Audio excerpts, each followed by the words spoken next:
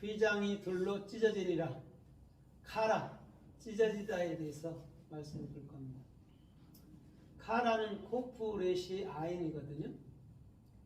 코프라는 것은 뭇별이 너희 심령 속에 떠오르기까지 이것들을 주의하는 게 가하다라고 베드로후서 1장 18절로 19절에 얘기하잖아요. 그죠? 그거예요. 그러니까 그리스도의 소망이 내 안에서부터 떠오르는 거예요. 우리는 성령도 바깥에서 자꾸 들어왔다라고 생각하지만요, 실제는 저와 여러분들의 맨 지옥이라는 맨 밑바닥에 그리스도가 있었어요. 그래서 그 지옥을 없애주려고 이제는 없애주고 천국으로 만들려고 그리스도가 샛별같이 떠오르는 그걸 코프라고 얘기한단 말이에요. 그 다음에 레시와 아이는, 레시는 그리스도입니다. 그리스도가 머리가 될 때에 이제는 우리가 그 복음을 증거하며 살 수 있는 그 예수로서 사는 거예요. 그리스도를 내가 가졌기 때문에. 그러면 누가 복음을 증거하죠? 여러분들이 증거하잖아요. 예수가. 그죠? 예수가 누구를 증거해야 돼요? 이제는 그리스도를 증거해야 되죠. 율법주의 있을 때는 그 예수를 증거하지만 이제는 그리스도를 증거해야 돼요. 우리는 예수에게서 졸업했어요. 그래서 더 이상 행위로는 안 된다 생각을 하고 이제는 은혜로서 되네요를 알기 때문에 이제는 진짜 복음을 알고 진짜 복음 안에 살기 때문에 어디 가든지 자유하고 어디 가든지 즐거울 수 있어야 되는 거예요. 그래서 히브리서 10장에도 보니까 휘장이 중앙으로부터 찢어서 들이댄지라 그런단 말이에요. 그런데 그걸 뭐라고 설명해줘? 예수님이 십자가 지심으로 죽었다. 그 휘장을 둘러 찢었다라고 얘기해 준단 말이에요. 그럼 휘장이 찢어지면은 뭐가 보이죠? 성전에 보면 성소가 있고 지성소가 있는데 이것이 하나가 되는 거예요. 그래서 예수님이 죽은 거예요. 그래서 여러분들 마음 안에 있는 성전, 예루살렘 성전은 직육면체로 네모 반듯하죠. 주사위처럼. 그래서 어디로 봐도 다 똑같아요. 그게 여러분들의 마음이라는 거죠. 거기 지성소고 그곳에 그리스도가 머리를 틀고 계신 거란 말이에요. 그걸 여러분들 자신이라고 얘기해 주는 거예요. 그러니 얼마나 감사한 일입니까? 그죠? 하나님이 우리를 하나님들로 불러줬다니까요. 그건 보통 감사가 아닌 거예요. 그래서 우리도 하나의 영원한 하나님들이 돼서 그 하나님과 함께 영원히 살게 되는 것이죠. 그것이 휘장이 찢어졌다, 가라 이렇게 얘기해 주는 거예요. 다른 의미로는 부르다라는 의미도 있습니다. 가라가. 그죠? 부르면 왜 부르는 것이죠? 우리가 구원받기 위해서 부르는 거잖아요. 같은 거예요. 찢어져야 부르잖아요. 십자가 예수가 죽어야 구원이 있잖아요. 그죠? 그걸 가라라고 얘기를 한단 말입니다. 그러면 오늘 이 가라, 찢어지다라가 성경에 또 성서에서 어떻게 쓰였나 우리가 좀 살펴보도록 하겠습니다. 마태복음 3장과 마가복음 1장에 보면 1장 10절에 보면 예수께서 요단강에서 세례를 받으시죠. 그죠? 세례를 받으시고 일어났을 때 하늘이 열리고 비둘기가 형상처럼 그 머리에 임했다라고 얘기하잖아요. 거기서 하늘이 열리다 할 때가 지금 카라예요. 찢어졌다라는 거죠.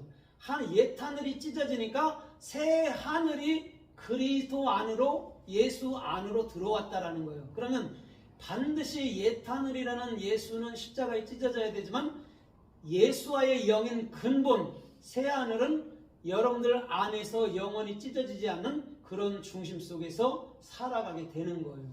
그래서 육체는 누구든지 다 찢어집니다. 하나님도 찢어지고 사람들도 찢어지고 다 찢어져요. 그러나 영은 절대 찢어지지 않습니다.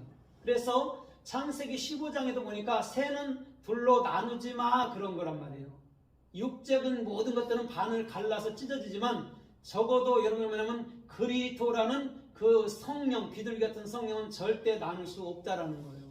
오늘 저 여러분들의 중심이 여러분들의 생각은 찢어질지라도 하나님의 말씀은 영원토록 살아있기를 주님의 이름으로 부탁드립니다. 아멘. 그래서 누가복음 5장에 보면 5장 6절에 보면 베드로가 또 그 참으로 동료들과 함께 물고기를 잡으러 갔거든요.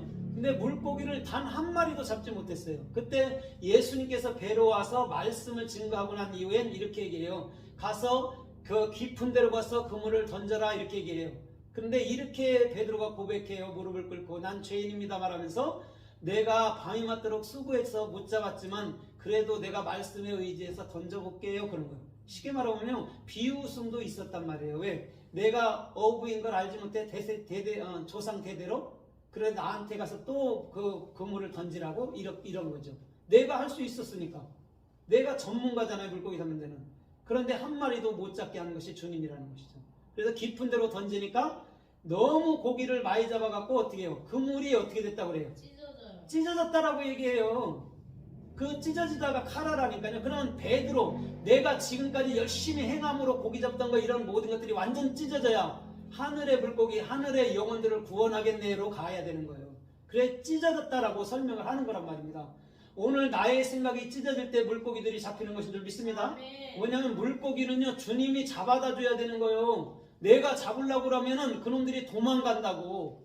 돈도 그렇고 주님이 잡아다 줘야지 될 거가 된다니까요. 희한하게 그 얘기를 지금 애둘러서 하는 거란 말이죠. 그런데 죄송하게도 요한복음 21장에 보면 똑같이 고기 잡는 모습이 있거든요. 거기는 정확히 153이라고 정확히 153마리라고 얘기해요. 그게 뭐냐면 지성소가 된 진리가 된 우리 각자 중심을 얘기해 주는 거예요. 근데 거기서는 그물이 찢어졌다 안 찢어졌다? 안 찢어졌어요. 왜 안 찢어지죠? 여긴 찢어졌잖아요. 누가복음 5장에 여긴 왜 안 찢어지죠? 왜? 내가 뭐가 됐으니까? 진리가 됐으니까 안 찢어지는 거예요. 진리가 되기 전에는 반드시 찢어져야 돼요. 십자가에 죽어야 된다고. 선악과 먹고 죽어야 된다고. 그런데 진리가 되고 나서는 더 이상 찢어지지 않는 거죠. 그럼 그리스도가 내 안에서 하는 거지. 그게 당연한 거지. 그래서 나는 무익한 종으로 가고 그리스도가 내 안에서 나로 살아주는 거예요. 그게 가장 존귀한 하나님의 방변이기도 하고 하나님의 뜻이기도 하고 하나님의 역사이기도 하고 하나님의 열매이기도 한 줄 믿습니다. 그래서 요한복음 19장에 보면 19장 39절에 보면 이 예수님의 겉옷은요 네깃으로 찢어갖고 가위바위보에서 하나씩 취합니다. 그런데 뭐만 여러분 안 찢었죠? 뭐만 안 찢었어요?